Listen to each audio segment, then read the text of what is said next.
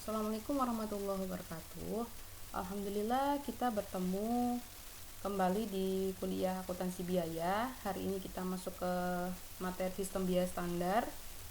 Oke, jadi materi ini atau sistem biaya standar itu dibuat karena banyak perusahaan itu saling berkompetensi atau saling bersaing untuk menentukan harga pokok produksinya gitu. Jadi untuk menyingkat waktu, biasanya si perusahaan itu membuat sistem biaya standar sendiri atau cost produksi standar sendiri agar perusahaan-perusahaan ini nggak perlu menunggu barang untuk selesai diproduksi gitu baru menentukan harga, tapi dia sudah mempunyai atau sudah memiliki kriteria-kriteria tertentu atau hitungan tertentu untuk menentukan biaya standarnya. Nah, dia kelebihannya apa? Ya standar ini. Yang pertama, harga jualnya jadi mudah ditentuin di awal gitu. Nggak menunggu barang itu selesai diproduksi. Yang kedua, kos barang selesai atau barang jadinya dan barang dalam prosesnya bisa cepat dihitung. Yang ketiga, ada efisiensi biaya. Kemudian yang keempat, ada kinerja pabrik dapat ditentukan dengan berpedoman pada elemen-elemen biaya standar. Jadi eh, ada pedomannya gitu. Dan yang terakhir, dia memudahkan untuk menyusun anggaran biaya. Oke, tapi selain dibalik kelebihannya, dia punya kekurangan atau kelemahan. Nah, misalnya nih, dia kalau misal sudah ditentukan harga sistem standarnya, biaya standarnya, jika diubah itu memerlukan biaya yang tinggi. Nah, yang kedua, standar yang dijadikan pedoman kinerja seringkali membuat karyawan hanya berupaya untuk mencapai biaya standar saja. Jadi nggak ada efisiensi atau nggak ada semangat untuk agar ada efisiensi biaya gitu. Nah, yang ketiga, standar. Jadi kalau sistem biaya standar ini itu tepatnya untuk ya barang-barang yang biasa atau standar diproduksi, tapi sulit untuk barang-barang yang kompetitif. Dia harus kreatif gitu. Nah, jadi dia nggak bisa untuk bersaing apabila memerlukan ada kreativitas lebih karena sudah di standar gitu atau sudah ditentukan di awal gitu. Nah, bagaimana menghitungnya? Jadi kalau menghitung cost barang dengan standar itu, nah caranya gini. Jadi cost barang jadi ditentukan dengan jumlah barang atau kuantitas barang dikali harga standar. Nah, kalau dia masih dalam proses atau masih dalam proses produksi gitu, nah dihitungnya dengan kuantitas barang yang selesai atau masih dalam proses itu, kemudian dikalikan persentase penyelesaian dikali harga standarnya. Nah, oke, langsung ke contohnya. PT Anissa Wibowo menggunakan sistem cost standar dalam menghitung biaya produksi. Nah, sebagai berikut, dalam membuat satu unit barang tuh dia memerlukan yang pertama biaya bahan bakunya adalah 2.500, biaya tenaga kerja 2.000, kemudian BOP atau overhead pabriknya adalah 600. Jadi total biayanya cost standarnya adalah 5.100 per satu unit barang. Nah, apabila laporan fisik pabrik menyatakan bahwa pada akhir suatu periode dia menghasilkan 2.000 unit barang jadi dan 300 unit yang masih dalam proses, dengan presentasi penyelesaiannya adalah bahan bakunya sudah selesai 100% dan konversi itu biaya tenaga kerja dan BOP-nya masing-masing 40%. Tentukan kos barang jadi dan kos barang dalam prosesnya. Oke, jadi ngitungnya yang pertama kos barang jadi dulu. Kos barang jadi tadi selesai 2.000 unit kan, kita kali biaya standarnya dalam per satu unitnya 5.100, ketemu 10.200. Nah, kalau adalah barang dalam prosesnya, kita masing-masing masukkan persentase penyelesaian. Nah, kalau tadi keterangannya dia 300 unit yang masih dalam proses, kita masukkan 300 unit, kita kalikan masing-masing presentasinya 100% bahan baku dikalikan masing-masing biaya standarnya. Bahan baku 2.500, tenaga kerja 2.000, OP-nya adalah 600. Ya, ketemu 1.062.000. Rp14.000. Baik, selanjutnya standar bahan baku. Standar bahan baku itu ditentukan dari standar kuantitas dikalikan standar harga bahan. Nah, misalnya seperti ini, per 3 ons itu harganya Rp300.000. Jadi total biaya, standar biayanya adalah Rp900. Jadi 3 ons itu adalah standar kuantitas. Kalau 300-nya itu adalah standar harganya, sedangkan 900 itu adalah standar biaya bahan bakunya. Selanjutnya ada standar biaya tenaga kerja. Jadi standar biaya itu dihitung dengan standar jam dikalikan tarif upahnya. Nah, contohnya misalnya per 2 jam itu biaya tenaga kerjanya adalah dibayar 1.500. Jadi 3.000 ini adalah standar biaya tenaga kerjanya. Nah, 2 jam ini adalah standar jamnya dan 1.500 itu adalah tarifnya. Gitu. Selanjutnya ada selisih biaya terhadap standar. Jadi kalau kita hitung, misal ada selisih antara biaya yang sesungguhnya terhadap biaya standar, itu namanya selisih standar ya.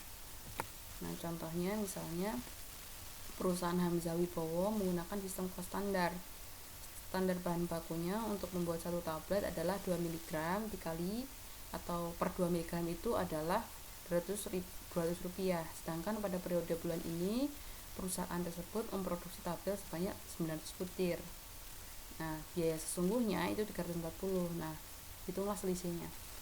Nah, kita hitung dulu standar biaya bahan bakunya per 2 mg adalah Rp200. Maka standar biaya bahan bakunya adalah 400.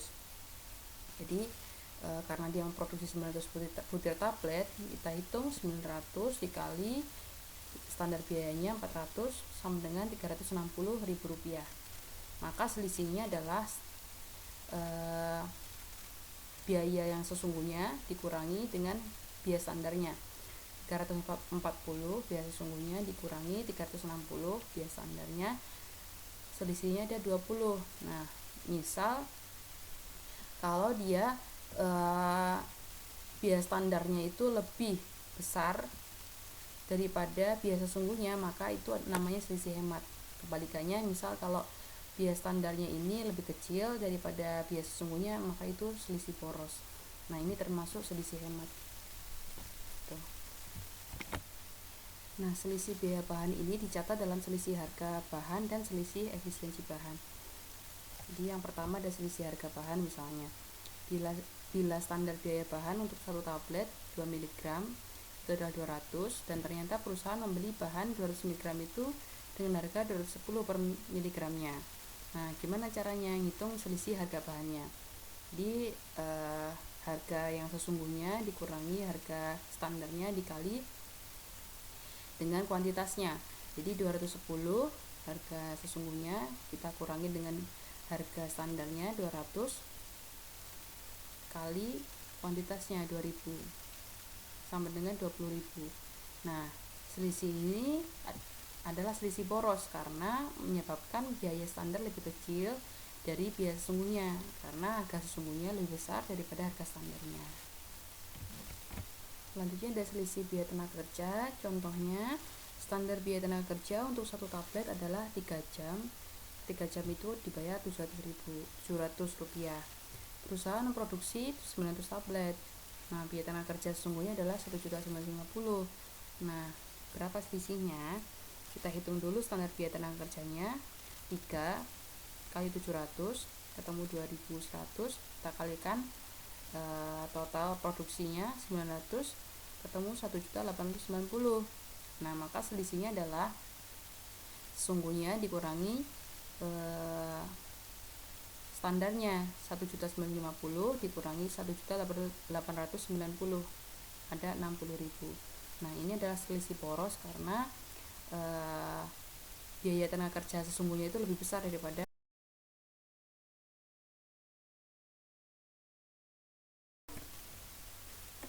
Selanjutnya standar biaya overhead pabrik.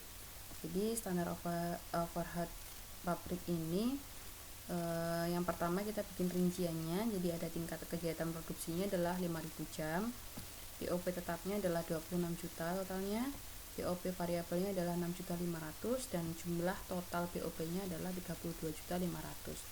Nah, hitungnya jadi tarif BOP tetapnya per jam itu adalah 26 juta totalnya tadi dibagi dengan tingkat kegiatan produksi 5.000 jam ketemu 5.200.000.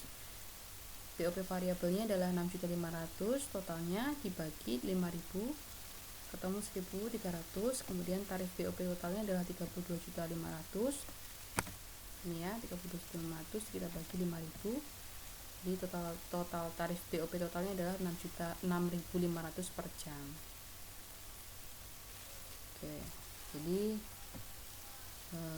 standar BOP tadi untuk membuat satu unit barang berdasarkan perhitungan tarif yang telah kita hitung ini adalah sebagai berikut. Yang pertama, kalau menggunakan acuan BOP variabel per 3 jam itu adalah 1.300 ya kan, 3.900 jadinya. BOP tetapnya per 3 jam itu adalah 5.200, totalnya adalah 15.600. jadi total dari biaya standar per satu unit itu adalah 19.500.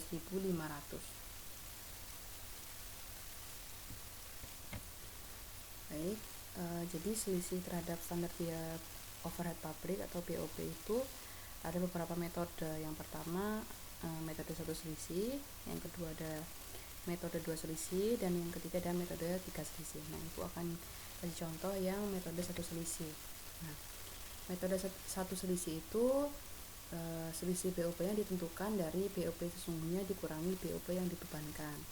Contohnya adalah standar biaya overhead pabrik atau BOP untuk membuat satu unit barang adalah sebagai berikut. Yang pertama, BOP variabel per 3 jam itu adalah 1.300 tadi. Ini sama soalnya. BOP tetap adalah per 3 jam 5.200. Jadi total biaya standarnya adalah 19.500. Nah, standar tersebut ditentukan pada jam normal. Di biaya standar total ini 19.500 ini kalau dia jam normalnya adalah 5.000 jam kerja, tenaga kerjanya ya. Jadi nah, ini tapi data-data yang real produksinya itu 1.500, BOP yang sesungguhnya adalah 30 juta, dan jam kerja sesungguhnya itu bukan 5.000 tapi 4.800. Nah, bagaimana menghitung selisihnya? Yang pertama kita hitung BOP sesungguhnya dikurangi BOP dibebankan 30 juta. Kita kurangi dengan ini 29.250 ini dari total produksinya 1.500, kita kalikan total BOP-nya 19.500 ketemu 29.250.000 rupiah. Jadi selisihnya adalah 750. Nah, jadi selisih ini adalah selisih boros karena biaya sesungguhnya lebih besar daripada biaya yang dibebankan. Gitu. Nah, setelah ada penghitungan seperti ini, nanti ada cara pencatatannya bisa kalian baca di buku panduan kita yang sudah Ibu jelaskan. Materi-materi sebelumnya juga sudah Ibu sampaikan, di situ juga ada cara pencatatannya. Baik, ini materi kita hari ini, semoga bermanfaat. Wassalamualaikum warahmatullahi wabarakatuh.